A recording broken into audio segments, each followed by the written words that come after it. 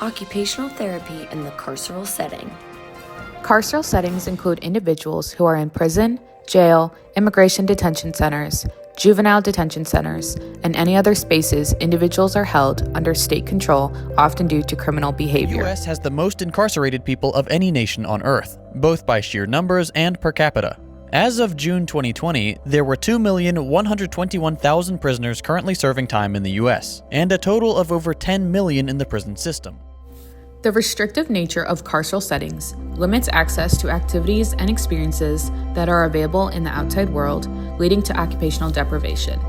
The lack of meaningful occupations, social interactions, and autonomy can negatively impact mental health, which can lead to anxiety, depression, and substance use for these individuals. Long-term occupational deprivation can lead to difficulty reintegrating into society following release, which can cause reincarceration, known as the revolving door phenomenon. It says 6 out of 10 prisoners released in 2012 were rearrested within 3 years. This demonstrates the vast amount of people that operate within the carceral system. Therefore, there is a rich opportunity to make impactful systemic changes to improve the lives of these individuals. The roots of rehabilitative work in the U.S. prison system can be traced back to the Three Prisons Act of 1891, which established the first 3 federal prisons. Each institution was allotted $100,000 to develop workshops for the employment of its inmates. These early workshops laid the groundwork for vocational training programs, which have since become a cornerstone of correctional education. A major milestone for occupational therapy in correctional settings occurred in 2010 when St. Louis University's OT program launched the Occupational Therapy Transition and Integration Services, OTIS. This program delivers OT services in jails and prisons, specifically addressing the needs of incarceral individuals with cognitive disabilities. OTIS has shown strong outcomes with 95% of its clients maintaining community independence and avoiding rearrest. The success of this program helped raise awareness of OT's role in the carceral settings and inspired the development of similar programs at Indiana University and the University of Findlay, while also generating interest among fieldwork and capstone students. The 3 main areas of OT intervention in the carceral setting typically focuses on cognitive and mental health care, trauma-informed care, and community reintegration strategies. Cognitive and mental health concerns are still prevalent, oftentimes more prevalent in carceral settings.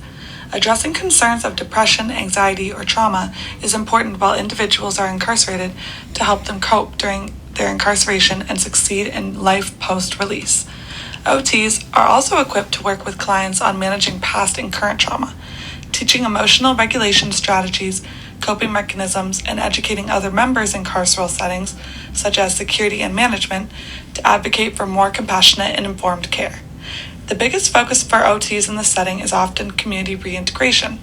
This involves supporting individuals for their transition back into society by focusing on skills such as financial management, navigating stigma associated with having a criminal record, and employment skills.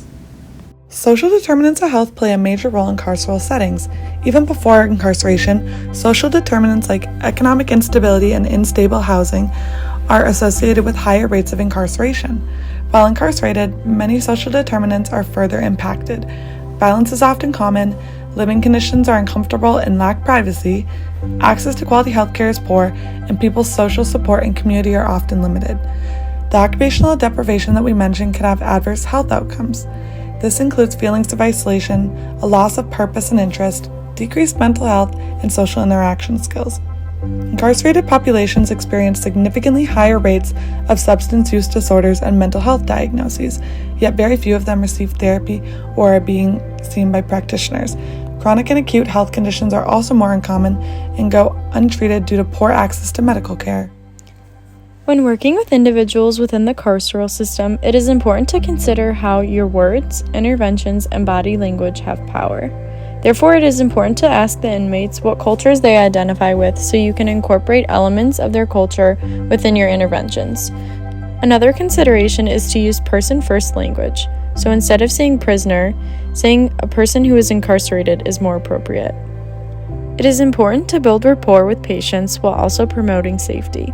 It can be beneficial for the first few sessions, while still building rapport, to have physical objects between you and the client, such as a desk to keep appropriate distance, while still being engaged in conversations and treatment sessions.